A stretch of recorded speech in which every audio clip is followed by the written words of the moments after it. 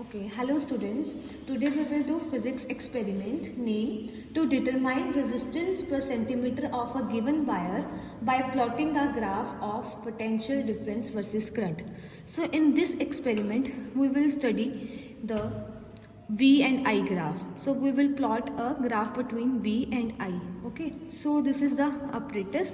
So first of all I will show you a circuit diagram.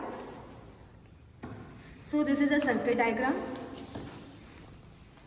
So you can see in this circuit diagram ammeter. This is ammeter. Ammeter positive terminal is connected to battery positive terminal and battery negative terminal is connected to key. And key is connected to rheostat, and from one end of the rheostat is connected to a voltmeter negative terminal, and this is the resistance wire which is connected parallel to the voltmeter.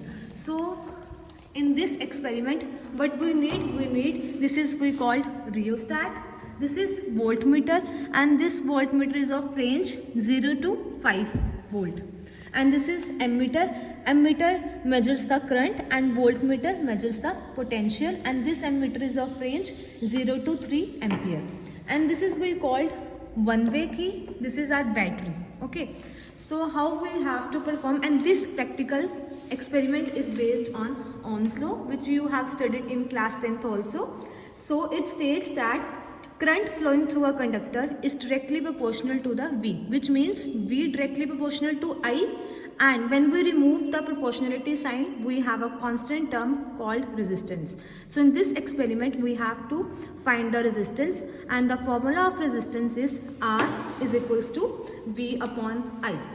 So before performing this experiment we have to find the least count of ammeter and least count of voltmeter. So how to find least count of ammeter? Just see. In this we have range, this is ammeter of range 0 to 3 ampere, and between 0 to 0.5 we have total 10 divisions, as you can see. So here I have write 0.5 is equals to 10 division. So one division will be 0.5 upon 10, that is 0.05. So in this experiment one deflection is equals to 0.05. Okay, so now we have to find least count of voltmeter. In between 0 to 1 we have total 10 divisions. So here I have written 1 is equals to 10 division, so one division will be of 0.1. So here one division will be of 0.1.